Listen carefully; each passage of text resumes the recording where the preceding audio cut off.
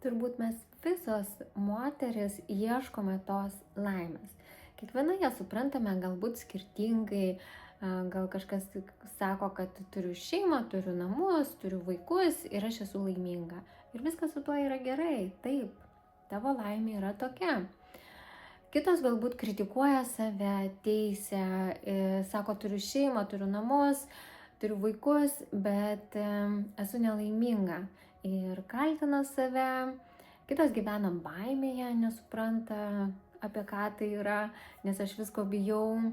Atrodo, žengti žingsnį, padaryti kitaip, aš bijau, negaliu, man kažkas draudžia, kažkas neleidžia, o kas tas kažkas, neaišku. Tai baimėse gyventi mums yra lengviau, negu kad eiti, žengti žingsnius į pokytį, kažką keisti. Nes mes vaikystėje prisirenkam įvairių tokių situacijų, kad mus kažkas išgąsdino, pasakė, kad neik, nedaryk, nelipk, neimk, nes gali kažkas tam nutikti. Tai tą baimę mes ir turim, tokią stiprią tą baimę, kad atrodo tikrai neisiu, nedarysiu, nelipsiu, būsiu nematoma ir viskas čia bus gerai.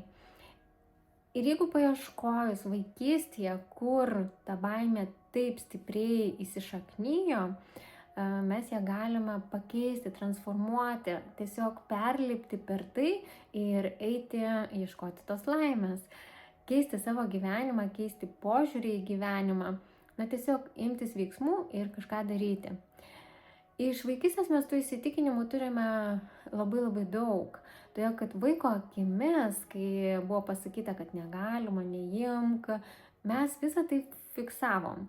Kai mums sakė, palauk, neturiu laiko, atstūmė mus ir čia yra nuoskaudos. Tad turim prisirinkę įvairių tų nuoskaudų ir visi vaikystėje tai patyrėme. Tik tais vieni vienaip žiūrime į tai, kiti jau perlipome per savo baimės, kiti dar vis tose baimėse. Tai tų nuoskaudų prisirinkus mums lengviausiai yra, būnant moterim, įlysti į tą kokoną, užsidaryti, manęs niekas nesupranta, manęs niekas negirdi, aš niekam nereikalinga ir būti tame kokone. O moteris yra laimės ieškotoja. Jinai nori būti laiminga. Tai iš to kokono mes kaip tas rožės žiedas, gražus toks pumpurėlis, turim prasiskleisti, o nesulysti ir dar užsidėti šarvus. Mes turim skleistis ir praskleisti tą savo žiedą, būti gražios, laimingos ir patenkintos gyvenimu, džiaugtis. Ir moteris dalina savo džiaugsmą.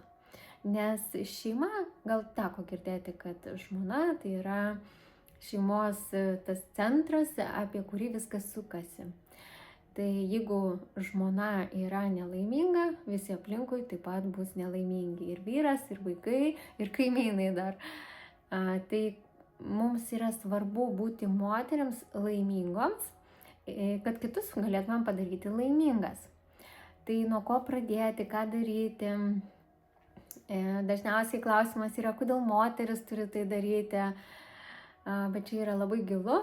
Tai geriau pažvelkim šiandien į tai, ką daryti, kad iš to kiauto išeiti, kad pradėti skleistis. Tai pirmiausia, reikia nustoti kritikuoti, kaltinti kitus, apkalbėti, o visada klausti savęs, tai ką man ši situacija sako apie mane, ką ši situacija rodo apie mane. Atkreipti dėmesį, atsigręžti tiesiog visose situacijose, atsigręžti į save. Noriu kažką apkalbėti, bendradarbę, kaimynę, tai stabdau save ir pagalvoju apie tai, kodėl aš noriu ją apkalbėti, ką tai sako apie mane. Galbūt aš noriu pasakyti, kai jinai negražiai rengiasi, atsigręžiu į save, tai gal aš negražiai rengiasi. Tiesiog stabdyti save, fiksuoti, užsirašinėti viską, ką noriu teisti, kritikuoti, kaltinti. Tiesiog pradėti savo dieną stebėti ir fiksuoti įvairius aspektus. Tada atsiskleis visas gyvenimas, visas dienos grožybės, ką aš veikiu per dieną, Žinoma, dar galima ir pastebėti ir šiaip, ką aš veikiu per dieną, kiek skiriu laiko socialiniams tinklams, pokalbiams, apkalbėjimams. Gal geriau aš užsiimčiau kažkom kitu. Tiesiog tuom ir atsigręžti į save, pasiemu užrašinę ir rašau, bet neapkalbinėju kitų. Tiesiog savo sakau stop. Stabdau šitą savo įprotį, nusistatymą, nes visi apkalbinėja, visi visus teisia ir aš tą patį darau. Tad stabdau save ir bandau gyventi kitaip, keisti. Kodėl dabar svarbu užsirašinėti? Tiesiog kviesčiau turėti savo užrašinę pačią mieliausią, pačią nuostabiausią ir tikrai į ją viską fiksuoti. Jeigu mes paliekam tik tais mintise, stabdau save, stop, nebeapkalbinėju, aš čia šitam nedalyvauju, einu kažką geriau kitą padaryti, tai viskas gerai, tu save susistabdėjai. Bet jeigu tu nefiksuosi, tu kitą kartą vėl atsidursi toje pačioje situacijoje. Tu savęs nekontroliuosi. Gal vieną dieną tu pasakysi savo stop, antrą dieną stop, o trečią dieną tu pamirši jau, kad tau reikia save stabdyti ir tiesiog vėl pasiduosi seniems įpročiams. Jeigu mes pradedame fiksuoti užrašinę, užsirašinėti, mes stabdome save ir sąmoningai pradedame keisti savo dieną. Pradedame kurti savo gyvenimą naujai. Rašant, tai vyksta viskas greičiau, paprasčiau, tu fiksuoji, tu žinai, kad to daugiau nedarysi, ką keisti, kad iš tos situacijos, tarkim, kad visi apkalbinėja vieni kitus, bet aš čia nesu, einu, ką aš veikiu tada. Išeinu iš to apkalbinėjimo rato, bet ką aš veiksiu, ką aš darysiu. Išeiti, palikti visus ten, kurie bendrai apkalbinėja, man kažkaip gal yra ir sunku, ką aš jiems pasakysiu, tai pagalvoju, ką aš jiems pasakysiu, pagalvoju, ką aš išėjus veiksiu, viską galiu užsirašyti, pasvajoti, pagalvoti. Nuo to ir prasideda, mes savo gyvenimą pradedam keisti iš esmės. Ne taip, kad, gal rytoj, gal poryt, ne, šiandien, čia ir dabar. Jau žinau, vieną žinutę gavau ir einu ir darau ir keičiu savo gyvenimą. Na, kitas svarbus momentas yra pažinti save. Tai jeigu aš nežinau, ko aš noriu, man yra labai sunku žinoti, ko aš noriu. Kad ir apie tą patį maistą. Koks tavo maistas yra mėgstamiausias. Irgi pasidaryk sąrašą, ką tu mėgsti ir tada venk to, ko tu nemėgsti. Rinkis maistą tą, kurį tu mėgsti. Tai irgi yra labai svarbu. Arba kokia gėlė man labiausiai patinka. Mes dažnai neturim atsakymų į tokius paprastus klausimus. Tai yra paprasti klausimai su trumpais atsakymais. Tai yra savęs tas pažinimas.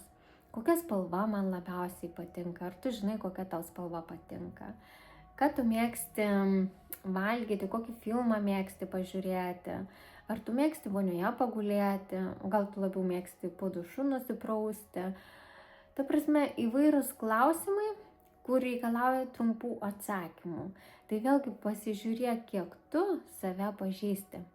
Neturi tokių trumpų klausimų, parašyk man, aš tau atsiųsiu užrašinę, kur tu galėsi atsakyti, paieškoti atsakymų į tokius paprastus klausimus ir pasižiūrėti, kiek tu pažįsti pati save.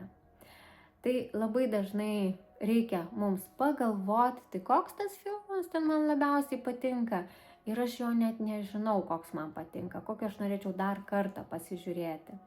Tai yra svarbu pažinti pačiai save. Tada lengviau eina kurti savo dieną, savo realybę ir tą patį, kad ir maistą, renkuosi tą, kurį aš mėgstu, o pasirodo mėgstu ten kokius cepelinus, o valgau juos per metus vieną kartą. Tad svarbu turėti tą sąrašą ir leisti savo pasimėgauti, nuo to mes tik tais būsim laimingesnės, geriau jausimės, jeigu valgysim maistą tą, kurį mėgstam. Na ir dar vienas svarbus aspektas tas, kad neturiu jėgų. čia labai dažnai susiduriam su tuo, kad neturiu jėgų ryte atsikelti, vakare nebeturiu jėgų su vaikais pažaisti, o jau apie vyrą net nekalbu, jam tai irgi dėmesio neturiu jėgų, kada skirti. Tai yra svarbu šeimoje, kad moteris, žmona yra tas pagrindas, kuris skleidžia laimę, meilę, grožį, gėrį, bet jeigu moteris neturi jėgų, tai tada visa šeima yra kažkokia tokia pabirusi, visi neturi jėgų, visi kažką veikia, neaišku ką, nes moteris neskleidžia tos laimės, meilės, džiaugsmo, grožio, gėrio, tai viskas yra apie moterį. Tad kaip atgauti tas jėgas, kaip turėti tų jėgų ryte. Tai būtų apie tą patį kokybišką poilsį, apie miegą, jeigu tu savo skirtumėm vieną dieną atsiriboti nuo visko ir pailsėti, išsimiegoti, išsiilsėti, pasivaikščioti gamtoje, pabūti vienai, leisk savo skirti to laiko, susipažinti su savimi, atsakyti į tos paprastus klausimus, skirk laiko pagalvoti, ko tu nori savo gyvenime, nes norai irgi yra svarbu, kai aš žinau, ko aš noriu, tada siekiu tų savo norų. Galbūt jie yra link laimingesnės tavęs versijos, tai tiesiog aš einu link tų savo norų, tai tada žinau savo ir tikslus, kur noriu nueiti, ką noriu nuveikti ir nereikia niekur skubėti. Galbūt tau reikia tik tais vienos dienos pailsėti, pabūti pačiai su savimi, nesiversti per galvą, nekaltinti visų kitų, atsigręžti į save, susirašyti norus, ko aš noriu ir tiesiog eiti link to. Nes, kaip ir minėjau, kiautę užsidaryti mes galime, nes turime labai daug traumų iš vaikystės įvairių įsitikinimų atsinešę, kuriuos mums lengviau yra užsidaryti, bijau, nieko nedarysiu, niekur neisiu, nieko nenoriu, nieko nežinau, bet kaip skleistis, nes mūsų viduje mes esam moteris iškart gimusios būti laimingos. Prisiminkite save vaikystėje, kokios jūs buvot mažos mergaitės, jūs buvot laimingos, jūs juokėtės, jūs žaidėt, jūs šokot, jūs piešėt, jūs dainavot. Prisiminkit, mes gimėm laimingos, bet visi tie įvykiai atstumė, neimk, neliesk, baimės mums tiek daug pridėjo ir mes su jais keliaujam ir dėl to mums lengviau yra įlysti į tą kokoną, negu kad skleistis. Bet jeigu tu jau jauti, kad nebenori būti nelaiminga, nebenori neturėti tų jėgų rytais, nebenori būti nereikalinga, jaustis vieniša, nors nesi viena, aplinkui šeima, nebenori teisintis, nebenori būti nuvertinta. Yra tų punktų begalės, ko tu nebenori jau, tai tada tavo kelionė prasideda šiandien. Tiesiog pagalvok, tai ko tu nori. Ko mes nenorim, turbūt yra lengviau surašyti, tai pasidaryk tokį sąrašą, ko aš nebenoriu. Susirašyk, nenoriu šito ir šito. Ir tada pereik prie norų. Tai ko tu nori? Jeigu nepažinsi savęs gerai, nežinosi, ką tu mėgsti, kokia spalva patinka, kokia gėlė patinka, koks maistas patinka, tiesiog jeigu nepažinsi savęs, tau bus labai sunku surašyti ir savo norus. Tad grįžtam prie savęs pažinimo ir tada rašom savo norus, tai ko aš noriu. Ir dar vienas labai didelis darbas, kurį kviečiu tave pasidaryti, tai yra gyvenimo balanso ratas, kuriame išsiskirk savo sferas, įvairias sferas, kurios tau šiandien yra labai svarbios. Tiesiog pasižiūrėk sveikata, darbas, šeima, kokioje tu vietoje šiandien esi, kokioje situacijoje, apsirašyk tai. Ir antras tavo darbas būtų parašyti, ką aš galiu pakeisti jau šiandien. Ką galiu vienoje kitoje sferoje tiesiog pakeisti.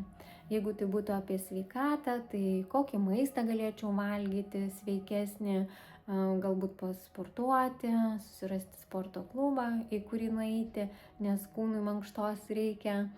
Na ir tiesiog ką jau galiu padaryti šiandien. Tai yra daug begalės būdų, reikia tiesiog imti ir pradėti ir daryti, veikti, žengti žingsnius ir reikalingas yra palaikymo ratas. Dažniausiai, kai mes pradedam pokytį pačią su savim, mūsų aplinka mūsų nepalaiko, nes mes gyvename visą laiką kitaip, o dabar norime pareikalauti iš kitų, kad jie mus palaikytų. Tai taip, žinokite, gali ir nenutikti. Aplinkiniai gali jūsų pokyčių, to, kuriuo jūs norite eiti tuo keliu, gali nepalaikyti. Tad susiraskite draugę, susiraskite žmonių, kurie eina tuo sąmoningumo keliu ir gali jūs palaikyti. Galbūt draugė gali kartu su tavimi eiti tuo keliu. Na, o jeigu reikia pagalbos, tai visada prašau, rašykite, tikrai padėsiu, nukreipsiu, parodysiu, surasime tašką A, pasižiūrėsime tašką B, kurį norime nueiti. Tai irgi yra svarbu. Tad gražios kelionės ir iki.